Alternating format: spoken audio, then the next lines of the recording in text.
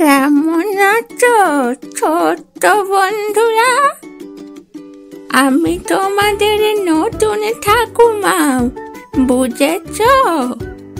ওই ঠাকুমা তো বেড়াতে গেছে, তাই আর কি আমাকে বলেছে দিদি একটু করে দেবে, তো আমি এলাম তোমাদের সঙ্গে। তোমাদের গ্রীষ্ম ছুটি কেমন কাটছে? ভালো কাটছে তো? ঠিক আছে, গল্প বুড়ির আসর শুনতে শুনতে আনন্দে কাটাও, কেমন? চলো দেখি এখন কি গল্প আসছে। আজকে গল্প আসছে বন্ধু চেনা বিষম দায়। বুঝেছ? চলো তাহলে শুরু করা যাক আজকের গল্প।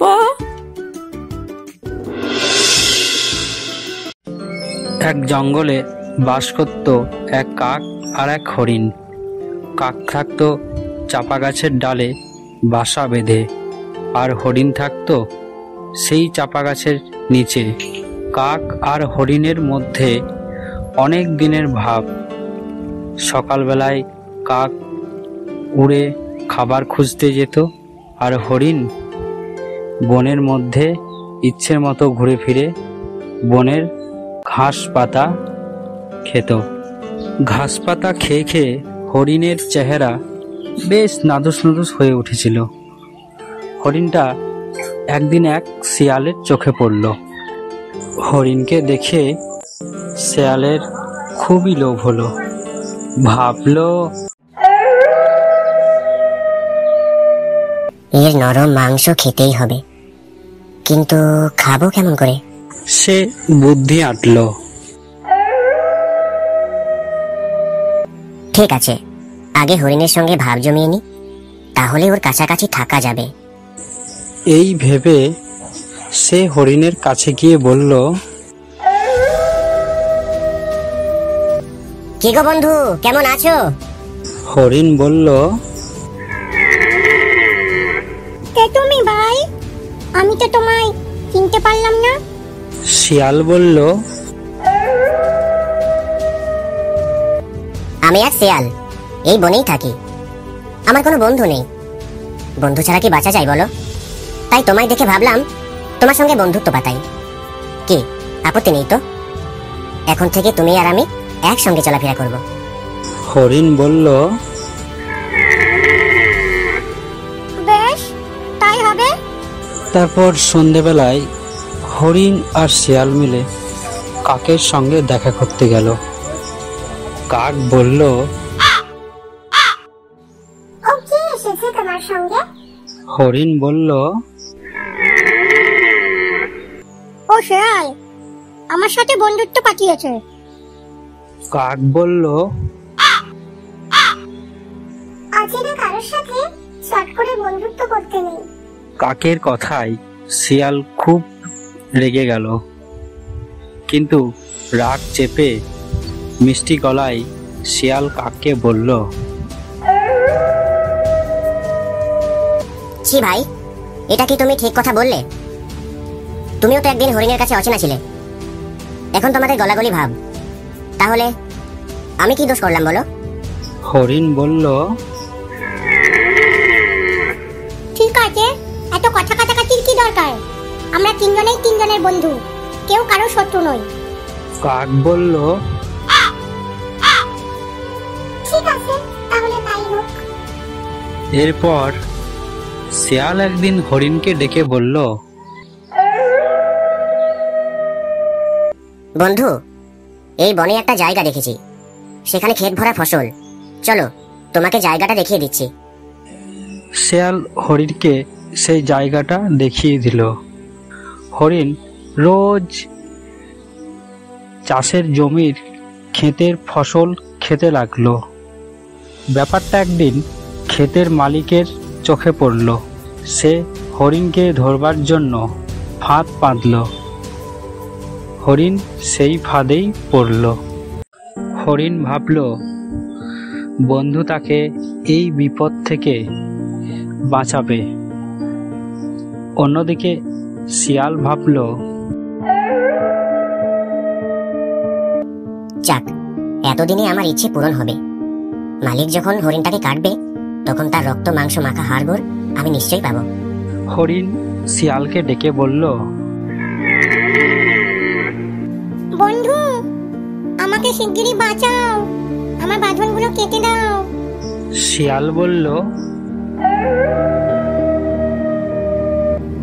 হাই হাই বন্ধু, জালের বাঁধনগুলো তো পশুর নাড়ি ভুড়ি দিয়ে তৈরি। আজ রবিবার, আর রবিবারে আমি দাঁতে মাংস কাটি না। কাল তোমার বাঁধনগুলো আমি কেটে দেবো, কেমন? তুমি কোনো চিন্তা করো না। এই বলে সে কাছাকাছি গিয়ে লুকিয়ে রইল। এদিকে সন্ধে হয়ে এলো। হরিণ তখনও বাসায় ফিরেনি। কাক খুঁজতে খুঁজতে হরিণকে দেখতে পেয়ে বলল, সেই ঠক শিয়ালটা গেল কোথায়? হরিণ বলল,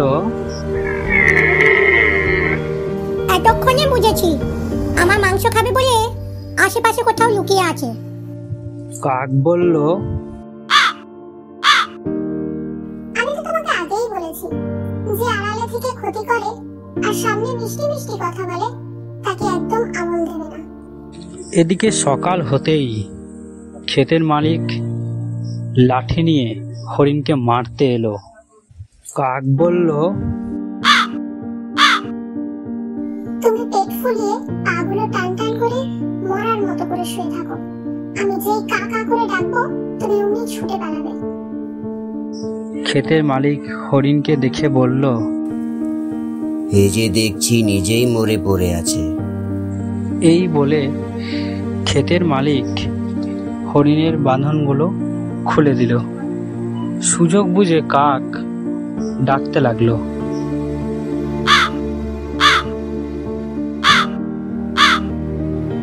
কাকের ডাক শুনে হরিণ লাফিয়ে উঠে ছুটে পালালো। তাকে মারবার জন্য ক্ষেতের মালিক খুব জোরে লাঠি ছুঁড়ে দিল। লাঠিটা গিয়ে লাগলো শিয়ালের গায়ে। লাঠির আঘাতে শিয়ালের প্রাণ বেরিয়ে গেল।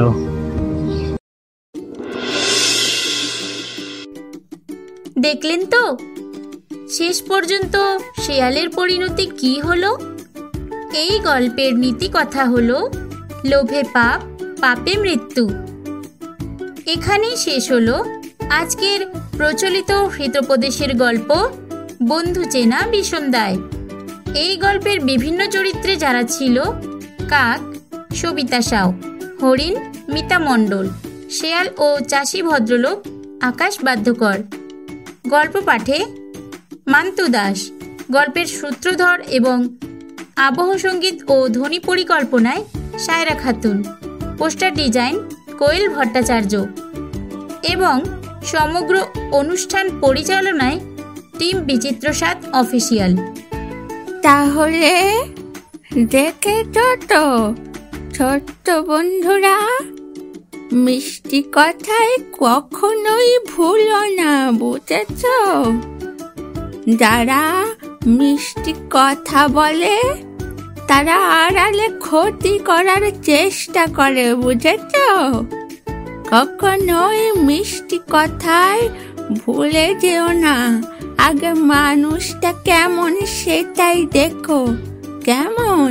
এই গল্পটা থেকে আমরা এটাই শিখতে পারলাম। আমাদের গল্প বইয়ের আসর তোমাদের কেমন লাগছে কমেন্ট বক্সে জানাতে কিন্তু ভুলো না। আর যদি ভালো লাগে তাহলে একটা লাইক, শেয়ার আর সাবস্ক্রাইব করে দিও, কেমন? এখন তাহলে আসি। শেষ হলো এই গল্প বলা। উঠি তবে আজ, চলে আমি যাই। মিলবো আবার পরে রবিবার, জমিয়ে দিতে গল্পের আসর। সুস্থ থেকো, ভালো থেকো তোমরা সবাই। আজ তবে চলি আমি, টাটা, বাই বাই।